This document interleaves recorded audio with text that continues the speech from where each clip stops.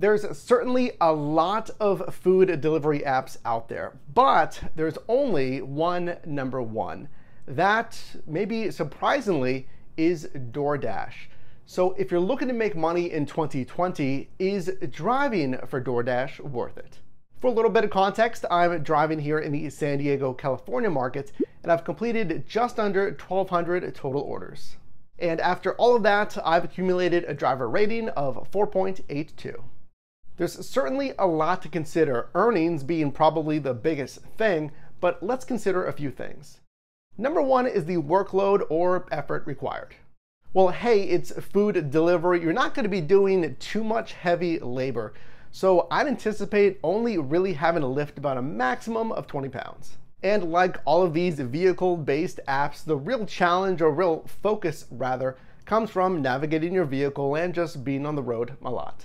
And with that comes mobility, getting in and out of your vehicle quite frequently, as well as navigating those apartment complexes, condos, finding the right house, etc. Now let's consider some challenges to you.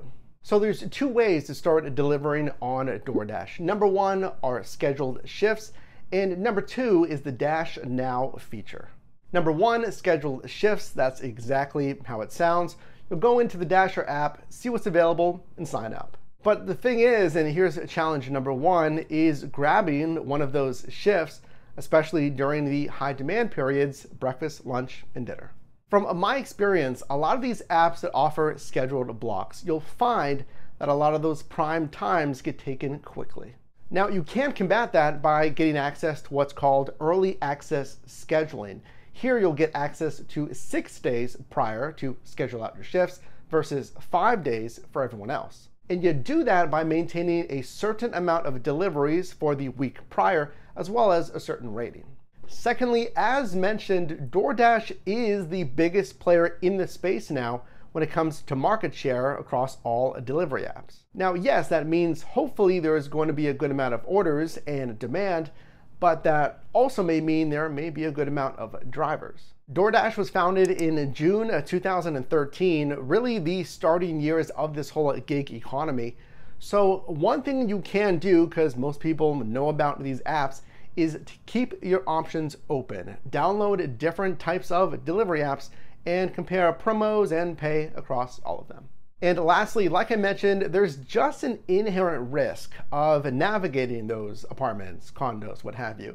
You're going to be, yes, delivering in certain segments of the marketplace whenever you schedule those shifts. So DoorDash will keep you in a certain zone, but other than that, you will be navigating those unknown apartments, etc. Now let's turn our attention to something you'll really be interested in, that's the incentives. In my opinion, something that DoorDash does very well. There's a few types of pay incentives. There's either a per delivery bonus or what's called a streak bonus. Come to think of it, there's also stacked orders. Let's break these down. Per delivery bonuses, exactly how it sounds, you'll earn that extra pay on top of your normal delivery pay. Here's a few examples. This is based on a market segment.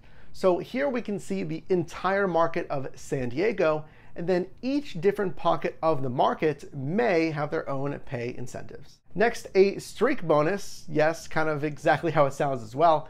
You'll earn an extra bonus after completing a certain amount of deliveries, or after completing that amount of deliveries, you'll earn a guaranteed pay. And of course, there's always the incentive of earning a tip.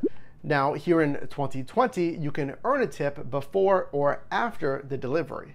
Surprisingly, it wasn't always like that with DoorDash. In the past, customers could only tip ahead of time, so really the service upon the delivery didn't matter because they couldn't tip after the fact.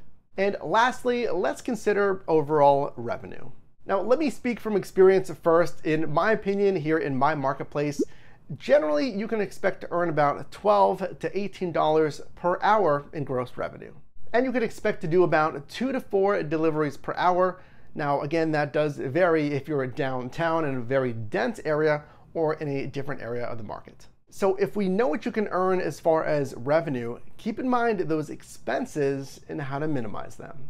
One of the biggest things that I consider whenever I take a look at a prospective order, that's the dollars per mile ratio.